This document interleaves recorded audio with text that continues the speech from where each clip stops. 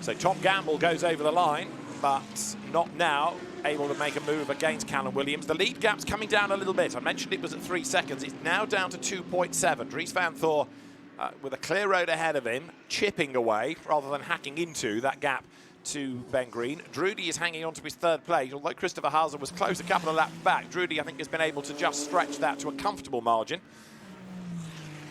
And further down the order, we've had a shuffle for 21st and 22nd with Niederhauser and Pavarud going ahead of Dante Rapponge. But here, look, Dries Vanthoor continues to push on. He's 2.7 seconds back. He's wide at Hawthorn. I was going to say, we know how good WRT can be on pit stops, though. Yes, that may be the strength overall. But Dries Vanthoor, I mean, he's just pushing absolutely to the limit of what the BMW is going to give him. He's got that gap down first to second to 2.7 seconds. It's going to come down by maybe hundredths of seconds over the next remaining laps prior to the pit lane window opening up.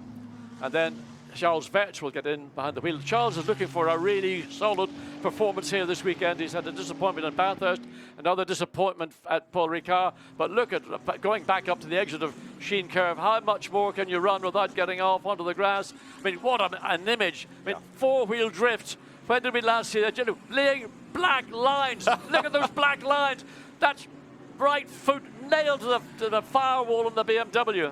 And he was on the edge here as well, wasn't he? Super Slow Joe, our cameraman at Stirling's, capturing these images and doing a great job. And you can see how much commitment is in this from Vanthoor. I would ask, WRT, are you running traction control at all?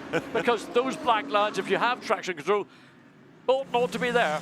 Perhaps Dries is trying to lay down the W on the road of WRT. Eve Weirt's looking on approvingly, the man behind WRT. Right, the gap is down again, 2.6 seconds, so little by little by little. Dries Vanthoor is closing on Ben Green.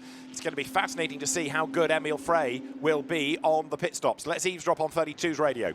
Okay, Dries, we're catching him. 7 laps, the pit stop window.